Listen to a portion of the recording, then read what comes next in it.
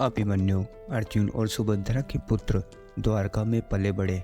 उनका प्रशिक्षण कृष्ण अर्जुन पद्युम्न ने किया।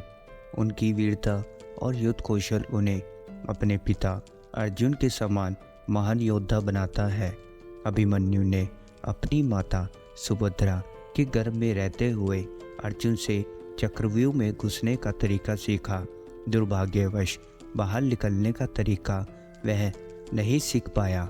यह अधूरी शिक्षा ही उसकी मृत्यु का कारण बनी थी। युद्ध में अभिमन्यु की वीरता अद्वितीय थी। उन्होंने महाभारत युद्ध के 13वें दिन अकेले ही कई महारथियों को चुनौती दी और उन्हें परास्त किया। महाभारत के युद्ध में उन्होंने लक्ष्मण, बृहदल जैसे प्रमुख योद्धा को हराया था। अभिमन्यु ने चक्रव्यूह में प्रवेश किया, लेकिन कौरवों ने धोखे से उन पर हमला किया और उन्हें हथियारहीन कर दिया। अंत में कई योद्धाओं ने मिलकर अभिमन्यु का वध किया, जो युद्ध के नियमों के विरुद्ध था। उनकी मौत के बाद ही युद्ध के नियमों का पालन खत्म हो गया। कुरुक्षेत्र की लड़ाई और भी निर्दयी हो गई। अभिमन्यु चक्रव्यूह में फंसकर बाहर नहीं निकल सके। वहीं अश्वत्थामा ब्रह्मास्त्र चलाना जानते थे, पर वापस लेने का ज्ञान नहीं था। दोनों की शिक्षा अधूरी थी, जिससे दोनों का अंत दुखद हुआ। अभिमन्यु की मौत के बाद अर्जुन ने कर्ण और जयद्रथ को मारने की कसम खाई। कृष्ण ने अर्जुन को अभिमन्यु की मृत्यु के गलत तरीके से मारने पर दुर्योधन और कर्ण को हराने के लिए प्रेरित किया। तो मित्रों, अभिमन्यु महाभारत के सबसे वीर और दुखद नायकों में से एक थे। उनकी जीवन वीरता, निष्ठा और साहस का प्रतीक है। उन्होंने न केवल अपने पिता अर्जुन की तरह महान योद्धा के रूप में अपनी पहचान बनाई, बल्कि महाभारत युद्ध के सबसे कठिन क्षणों में एक महत्वपूर्ण भूमिका निभाई। घर में रहते हुए उन्होंने चक्रव्यूह में प्रवेश करने की कला सीखी।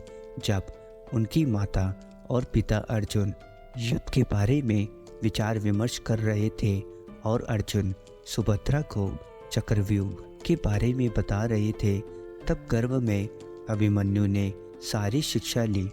पर चक्रव्यूह से बाहर आने के बारे में बताते समय सुभद्रा सो गई थी, जिस कारण अभिमन्यु को प्रवेश करना तो आ गया था, परंतु बाहर निकलना वह नहीं सुन सके थे।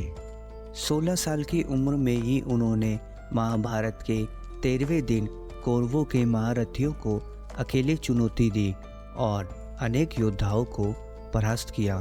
क्योंकि जब कौरवों ने युधिष्ठिर को घेर कर चक्रव्यूह में लेने का प्रयास किया, तब युधिष्ठिर की रक्षा के लिए अभिमन्यु ने चक्रव्यूह में प्रवेश किया। उसने अपने सभी बड़े वीर योद्धाओं अर्जुन, नकुल, सहदेव और युधिष्ठिर से आज्ञा लेकर चक्रव्यूह में प्रवेश किया, जहां पर सभी कौरवों ने उसे चक्रव्यूह में फंसा दिया और उसके साथ निर्दयता से व्यवहार किया। उसे शस्त्रहीन करके उस पर आक्रमण किया, जिससे अभिमन्यु की मृत्यु हो गई। उसकी मृत्यु महाभारत के युद्ध में सबसे दुखद मृत्यु थी, क्योंकि उसकी मृत्यु के बाद किसी भी तरह का कोई नियम नहीं माना गया, क्योंकि अभिमन्यु की मृत्यु बिल्कुल भी नियमों से नहीं हुई थी, जिससे कुरुक्षेत्र का युद्ध और भी निर्दयी हो गया। अभिमन्यु का बलिदान महाभारत के सबसे बड़े मोड़ों में से एक था, जिसने अर्जुन और पांडवों के बदले की आग में झोंक दिया। उनकी वीरता और निष्ठा की गाथा आज भी प्रेरणा देती है कि कैसे एक योद्धा अपने कर्तव्य और परिवार के प्रति समर्पित होता है।